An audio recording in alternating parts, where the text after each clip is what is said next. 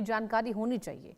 जब तक कि आपको आगाह किया जाता है, आपको जानकारी दी जाती है, कई बार ऐसा होता है कि हम देखते कि लेट भी हो जाता है। रूपा जी, देखिए आप सामाजिक कार्यकर्ता हैं, आजकल जो लोग हैं, जो भूकंप हम देख रहे हैं, जो सुनामी का अलर्ट हम देख रहे हैं, अब लोग देखिए चर्चा कर रहे हैं कि समाज में जो चल रही हैं चीजें उसकी वजह से ये आ रहा है। हालांकि ये टोटल साइंस है, जैसा कि सर ने बताया, ये टोटल साइंस है, नेचुरल है, लेकिन लोगों के बीच में ये माहौल देखा जा रहा है कि आखिर क्या मानव की जो स्थिति हो गई है, जिस तरीके से हम देख रहे हैं, हत्याएं हो रही हैं, पृथ्वी संदेश दे रही है, ये तमाम लोग चर्चा का विषय बनाते हैं। तो सामाजिक कार्यकर्ता होने के नाते आप क्या संदेश देंगी कि लोगों को ऐसी आपदाओं को लेकर आम चर्चा क्या करनी चाहिए, क्योंकि लोग अफवाह भी फैलाते हैं? देखिए, अभी मैंने पूर्व में भी कहा सृष्टि जी कि चर्चा ग्लोबल वार्मिंग पर होनी चाहिए। अभी बहुत सारे लोग जानते ही नहीं है ग्लोबल वार्मिंग किस चिड़िया का नाम है। तो मुझे लगता है कि आम जनमानस में अब सरकारों का ये कार्य है कि वो ग्लोबल वार्मिंग को पाठ्यक्रम में लाए, बच्चों को शिक्षित करना शुरू करे, बताना शुरू करे। वो भविष्य के नागरिक हैं। सबसे बड़ी तो चर्चा ये हुई। दूसरी बात, हम देखिए पृथ्वी पर रहते हैं, पृथ्वी पर रहने के कुछ अनुशासन है। अगर मनुष्य ने पृथ्वी पर रहना शुरू किया तो उसने देखिए अनुशासनहीनता प्रारंभ की, वनों की अंधाधुंध कटाई हो गई। देखिए अरावली पहाड़ियों की क्या दुर्दशा भी हुई, वो चर्चा में आ गया। हम देख रहे हैं कि जलवायु परिवर्तन क्यों, ये सब ये दिक्कतें क्यों आ रही हैं? मनुष्य ने अपने आप को सर्वे सर्वा समझ लिया है। तो आम जनमानस में अभी लखनऊ में कितनी बड़ी अग्निकांड की घटना हुई। हम इन चर्चाओं, ये हम आज अगर इसको मैं कनेक्ट करूं इस आज की भी चर्चा से, तो अगर अग्निकांड की जो बहुत सारी घटनाएं हो रही हैं, दिल्ली से लेके लखनऊ तक त्राहिमाम मचा हुआ है। देखिए वातानुकूलित संयंत्र सबके यहाँ लगे हुए हैं, एसी। हम एसी के बगैर अब नहीं रह सकते, क्योंकि हमारा इतना पृथ्वी का तापमान गर्म हो चुका है कि अब साधारण पंखे कूलर से अब काम नहीं चलता। अभी बहुत ज्यादा अरसा नहीं बीता है, मेरा बचपन था तो हाथ के पंखे, जैसे गर्मी की ऋतु शुरू होती थी, बाजार से 4-6 हाथ के पंखे खरीद के लाए जाते थे लोग हाथ से। तो उससे कोई प्रकृति को नुकसान नहीं हो रहा। लेकिन हमने अब तरक्की कर ली। अब आप हाथ के पंखे तो एक इतिहास हो गए, ये कहीं म्यूजियम में रखने की चीज हो गई। बच्चे तो जानते ही नहीं कि वो कैसा दृश्य होता होगा जब हर व्यक्ति एक हाथ में पंखा लिए रहता था। ये क्या होता था? हम मशीनों पर आश्रित हो गए। तो अगर चर्चा होनी है आम जनमानस में, तो होनी है कि अगर हमने तरक्की करनी है। आज हम हाथ से पंखा नहीं करने से ऊपर उठ गए हैं। हमने बिजली से पंखे चलाने शुरू किए, एसी चलाने शुरू। हमें उसके उपयोग कैसे करने हैं? हमें एसी 24 पर रखना है। हमें उसका जो आउटडोर है वो ऐसी जगह लगाना है जहां उसकी गर्म हवा बाहर जा सके। हमें एक ही घर में 4-10 एयर कंडीशन नहीं लगा लेने हैं। 4-6 लोग एक कमरे में भी बैठ सकते हैं। बीच बीच में हमें एसी बंद करना होगा, क्योंकि उसके गर्म हवा हमारे बाहर ही शामिल हो रही है। उससे हमारी खेती को, हमारे पौधों को, हमारे पशुओं को बाहर नुकसान हो रहा है। बाहर तापमान बढ़ रहा है। हम अगर 16-18 पर एसी जब चला के बहुत ठंडी कूल हवा लेते हैं, तो हम उस पृथ्वी के साथ बहुत अन्याय कर रहे होते हैं। फिर उसका परिणाम भुगतते हैं कुछ लोग आग के रूप में, या बाढ़ आती है, ग्लेशियर पिघलता है, समुद्र का तल बढ़ जाता है। तो मुझे लगता है कि पहले हम इन तौर तरीकों को फिर से पढ़ना शुरू करें, भूगोल को भी अच्छे से पढ़ें, हम अच्छे से इस पर चर्चा करें, सरकारें इस पर पूरी तरह से गंभीर हो जाएं। युद्ध लड़ रहे हैं पेट्रोल खींचने के लिए, फलाना ढिमका, असली संकट पर बात ही नहीं हो रही है।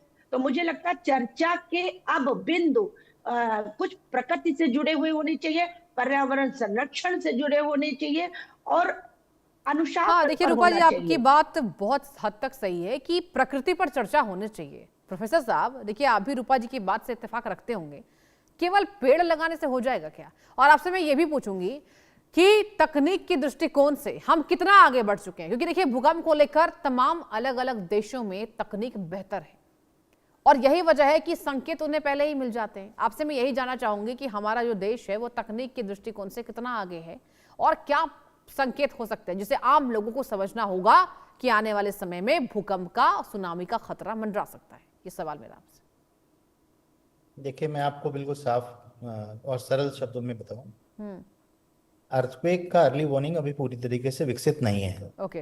लेकिन अर्थक्वेक के बारे में कुछ सेकंड पहले, 30 35 40 सेकंड पहले उनकी जो प्रिकर्सर वेव्स होती हैं उनको पकड़ करके उनसे जानकारी मिल जाती है। ओके। इसके अलावा उसमें अनुसंधान चल रहे हैं भी, अंतर्राष्ट्रीय स्तर पे अनुसंधान, जिसमें हमारा देश भी शामिल है, कि अर्थक्वेक की अर्ली डेवलप करें। लेकिन बचने का उपाय क्या है? इसमें बचने का उपाय यह है कि जो हमारे, मैं इसमें एक बिल्कुल साफ साफ बात बोलूंगा कि अर्थक्वेक किसी को नहीं मारता, अर्थक्वेक किसी की जान नहीं लेता, जान बिल्डिंग लेती है। और आप वेनेजुएला में भी देख रहे होंगे, अर्थक्वेक किसी को, हम मैदान में खड़े हैं और अर्थक्वेक आ जाए तो हमको थोड़ी कोई नुकसान पहुंचेगा। लेकिन हम किसी बिल्डिंग के अंदर हैं और उस बिल्डिंग को भूकंप अवरोधी नहीं बनाया गया है तो बिल्डिंग गिरेगी और हमारी जान जाएगी। इस बात को बहुत अच्छे से समझना चाहिए। तो अर्थक्वेक किसी की जान नहीं लेता, जान लेती है वो बिल्डिंग लेती है। और इस बात को समझें तो इसका मतलब हमें जो काम करना है वो कहाँ करना है? बिल्डिंग में करना है। और दूसरा काम कहाँ करना है? अपने बिहेवियर पे, अपनी जागरूकता पे करना है। कि अगर भूकंप का एक झटका आता है तो इसके बाद ये संभावना होती है कि और भी झटके आ जाएं। बिल्कुल ठीक। यहाँ भी 7.2 का आया, फिर 7.5 का आया, और दिल्ली में भी आया था जो पिछला भूकंप, उसमें 3 झटके लगातार आए थे। तो ये होता है, तो इन चीजों को ध्यान देना। दूसरी बात है कि बिल्डिंग में हमारे घर छोटे बने, हम छोटा फ्लैट ले लें। बहुत अच्छे बिंदु पर आपने दर्शकों का यहाँ पर ध्यान आकर्षित किया प्रोफेसर साहब, कि जब 2 से 3 बार झटके आते हैं तो उससे क्या हमें समझना है कि आने वाले समय में और भी भूकंप कितने झटके आ सकते हैं? मतलब this is not the end, right? बिल्कुल। देखिए मैं तुमको साधारण बात कहूंगा। हाँ। कुकर में जब हम दाल चढ़ाते हैं तो एक सीटी आती है, एक विसिल बजती है, जी। थोड़ी सी गैस निकलती है, फिर हो सकता है और गैस रहती है, इसके बाद फिर वो बैठ करके फुर फुर करती रहती है, और फिर गैस बन जाती है, फिर से एक विसिल आती है। बहुत साधारण सी बात है। जो भूकंप है वो धरती के अंदर जो ऊर्जा है, वो जब गर्मी पैदा होती है, ऊर्जा वो बाहर निकलना चाहती है, तो जहाँ पे सिलवटों जैसी स्थिति होती हैं, जहाँ पे धरती की परत में जो क्रस्ट में कमजोर लाइनें होती हैं, वहां उसको वो निकलने की कोशिश करती है, तो वो कंपित करती है, उसको हिलाती है, इसीलिए भूकंप। बिल्कुल सीधी सी बात है, भू में कंपन होता है। तो ये है कहानी असली। तो अगर एक बार हो गई तो इसके बाद अभी ऊर्जा उसमें और बची होगी, जैसे हमें डगार आती है तो ऊर्जा और बची होगी। तो जब तक कि वो ऊर्जा और इधर निकलेगी नहीं, या इधर उधर डिसिपेट नहीं होगी, या तो वो समाहित हो जाती है वहीं पर कि इधर उधर लेटरल भी चली जाती है, तो या फिर रुक जाती है, फिर वो भविष्य में कभी निकलेगी। तो कुल मिलाकर के पूरी कहानी भूमि के अंदर जो ऊर्जा है उसकी है सारी, और भूमि के ऊपर देखें तो फिर इसके बाद सारी कहानी जो है वो बिल्डिंग्स की है, कि बिल्डिंग्स को हम कैसे बनाएंगे, बिल्डिंग्स का मटेरियल क्या होना चाहिए, बिल्डिंग की डिजाइन कैसी होनी चाहिए। हमारा फोकस होता है बिल्डिंग बड़ी होनी चाहिए, उसके सामने पार्क होना चाहिए, ये सुविधा होनी चाहिए, वो होनी चाहिए। बिल्डिंग अवरोधी होनी चाहिए, बिल्डिंग भले छोटी हो, घर हमारा छोटा हो लेकिन वो भूकंप अवरोधी हो, भूकंप में वो गिरे नहीं। जापान के अंदर तो ऐसे भूकंप आते ही रहते हैं, 4 5 3 के तो भूकंप आते ही रहते हैं, लेकिन उनकी बिल्डिंग्स ऐसी बनी होती हैं, और वहां पे रह ही नहीं सकता। अगर उन्होंने वो भूकंप के हिसाब से बिल्डिंग नहीं बनाई है तो कोई उसमें रहने की परमिशन ही नहीं मिलती है। हमारे देश में भी इस तरह के सख्त नियम बना करके और उनको पालन कराना आवश्यक होगा, कि घर आपका छोटा हो लेकिन आपकी जान सुरक्षित रहे, आपके परिवार के लोग सुरक्षित रहें, आपके मित्र सुरक्षित रहें। इस बात को पहले दिमाग में भी बिठाना जरूरी है। प्रशासन तो जो करे वो बहुत जरूरी है, लेकिन जब तक लोग अपने दिमाग में बिठाएंगे नहीं तो प्रशासन की बातें पूरी हो नहीं पाती हैं, वो इम्प्लीमेंट नहीं हो पाती हैं। तो इस बात को समझना, साइंस है, लेकिन उस साइंस का बेनिफिट सोसाइटी को लेना है, तो उसके अंदर ये गवर्नेंस के इश्यूज आएंगे और हमारे बिहेवियर के इशू आएंगे। ये बहुत जरूरी होता है। रूपा जी, देखिए मेरा भी आपसे यही सवाल होगा, जैसा कि प्रोफेसर साहब कह रहे हैं कि अब लोगों में जागरूकता होनी चाहिए। आप देखिए बिल्डिंग्स पर बिल्डिंग्स बन रहे हैं, किसी का ध्यान नहीं है कि जो हमारी इमारत है जिसमें हम रह रहे हैं वो भूकंप रोधी है या नहीं है। बस लोग रहे जा रहे हैं, बनते जा रही है, विकास के मुआने जो अलग अलग स्तर पर नजर आ रहे हैं, लेकिन सुरक्षा मानकों में गंभीर लापरवाही बरती जा रही है। ऐसे में आप क्या आम लोगों को संदेश देना चाहेंगी? देखिए, जान बहुत बहुमूल्य है, बहुत बेशकीमती है, लेकिन भारत भ्रष्टाचार की जड़ों से, बहुत गहराई में भ्रष्टाचार है भारत में। और भ्रष्टाचार फलता फूलता सृष्टि जी कैसे है? लोग जानते हैं कि अगर हमने सस्ते निर्माण भवन निर्माण किया तो हमें ही उसका भुगतान करना पड़ेगा। अगर हमने भूकंप निरोधी नहीं बनाया तो हमें ही उसका परिणाम भुगतना होगा। लेकिन वो एनओसी चाहते हैं कि हमें हमारे घटिया निर्माण पर हमें एनओसी मिल जाए। अब वो एनओसी कैसे देंगे? आपसे चंद पैसों की वो फरमाइश कर देंगे।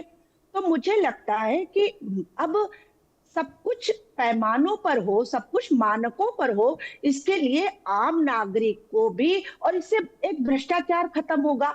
जब जीरो टॉलरेंस के हम कहीं ना कहीं स्वप्न देखते हैं तो हमें कुछ अधिक खर्च करना पड़े। और हम अभी प्रोफेसर साहब ने कहा कि हम क्यों बनाए बहुत बड़ा इमारत, हम एक मजबूत छोटा सा मकान बढ़िया सा बना ले और कम सुविधाओं में रहने की आदत डाल ले। लेकिन बिल्कुल, यानी कि आपका कुल मिलाकर यही कहना है कि क्वालिटी पर ध्यान देना चाहिए। अनिल गुप्ता जी, रूपा पांडे जी, आप दोनों जुड़े और आपने तमाम जानकारी को साझा किया। बहुत धन्यवाद जुड़ने के लिए। धन्यवाद। और वक्त एक छोटे से ब्रेक का, कहीं मत जाइए, देखते रहिए इंडिया न्यूज़।